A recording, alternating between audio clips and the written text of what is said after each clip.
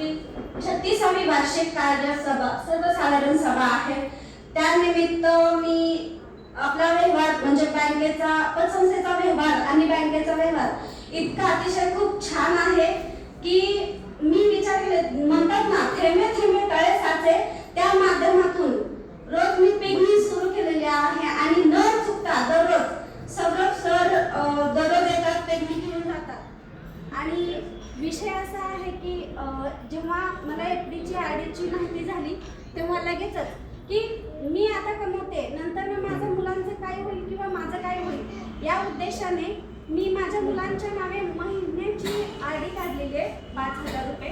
प्रत्येकी। आणि त्यानंतर जे सेविंग एफडी केलेले आहे त्याचं व्याज ही माझ्या आरडीच्या माध्यमातून माझ्याच खात्यामध्ये जमा होतं, जेणेकरून 1 वर्षापर्यंत असं मुदत म्हणजे इतकं छान स्टाफ हा समजावून सांगतो की दुसरं कोणीही समजावून सांगू शकत नाही। तुम्ही राष्ट्रीय बँकेत गेला तर तिथं वागणं बघताय तुम्ही कसं असतं ते, कुणाला इकडे ह्या टेबलावरती गेलं की तिकडे जावा, तिकडल्या टेबलावरून तिकडे जावा असं सांगितलं जातं,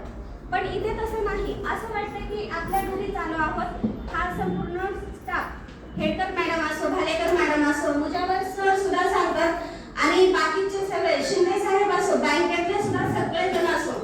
इतकं समजावून सांगतात की असं वाटत नाही की कधी आपण बँकेत आलो किंवा आपल्याला कुणीतरी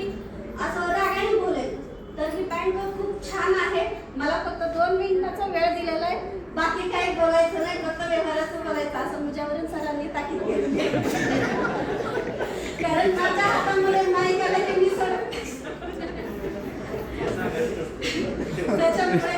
इथंच थांबते आणि अशीच आपली बँक पतसंस्था पुढे घरबाठीला येवो त्यासाठी सर्व महिलांना सर्वांना खातेदारांना विनंती आहे की थोडंसं का होईना, पहिले लोक कसं करत होते की आपल्या मडक्यामध्ये थोडंसं पैसे साठवून ठेवत होते, ती त्यांची जमापुंजी होती, पण त्यांना परत काय मिळत नव्हतं की ज्याला व्याजावर। पण असं नाहीये, आपल्या पतसंस्थेमध्ये त्याला व्याज येतं, त्याच्यातून तुम्हाला फायदा होतो आणि फायदा म्हणजे भविष्याची